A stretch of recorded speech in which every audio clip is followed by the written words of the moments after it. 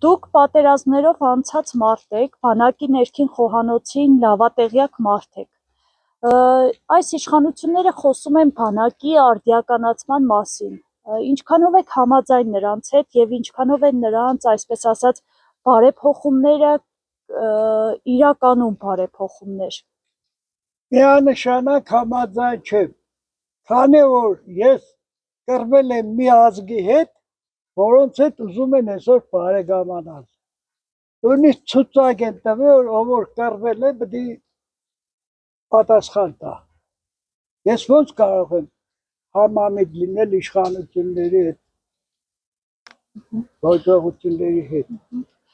Գիտեք նաև, որ բանակի ծառայության ժամկետներն է կրճատվել, 1.5 տարի է կարծել ծառայությունը, նորմալ համարում եք, որ պատերազմող երկիր ենք մենք փաստացի, չնայած իշխանությունները ասում են խաղաղության օրակարգով են շարժվում, ինչքանով է ճիշտ։ Ես դրան вообще դրական չեմ վերաբերվում։ Իշխող մանկապարտեզի երեխին բան պատասխանել։ Եթե ես այդ մարդու հետ պատերազմ եմ մտել, կռվել եմ, զոհվել են շատ տղաներ, ինչպես կարող եմ ես համաձայնվել, որ իրանց հետ բարեկամանալ։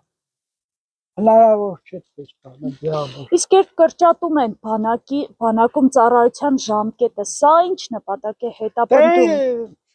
Վաղվելը խոսքում ունիր, կսեր չակուժնել է ձեր ձեռքը բանել, նալնել, ինչ ուզենանք այնպես կելի։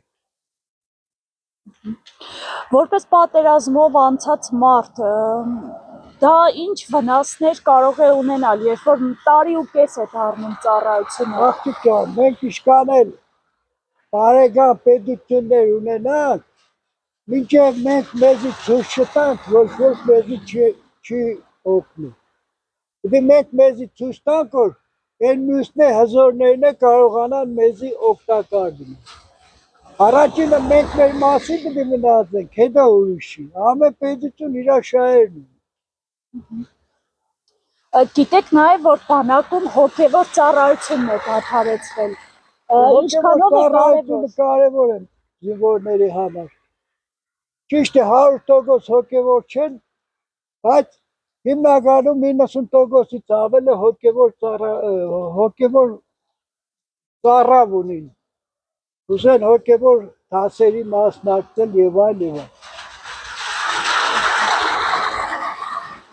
Իսկ սրանով իշխանությունը ինչ է փորձում ցույց տալ, երբ բանակից վերացնում է, դադարեցնում է հոգևոր ծառայությունը։ Գնացեք իշխանություններից հարցրեք,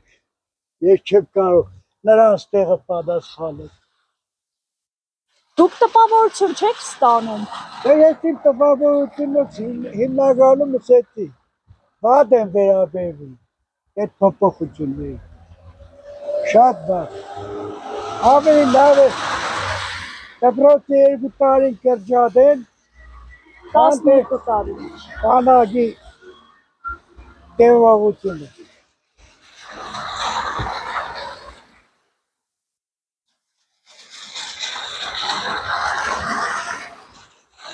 Նաև գիտեք, որ բանակի համազգեստն են փոխել։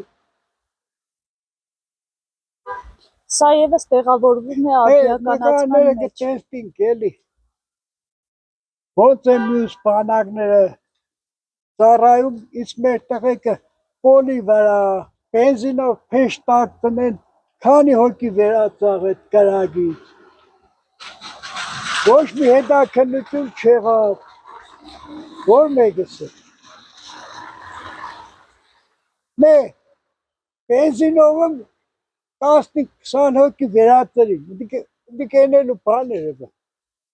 Ու ցուցումն է տվեց նախորդ վարչապետը, որ բենզինից է եղել։ Ով ուրիշ չեն էր այդ բանը, ցուցում։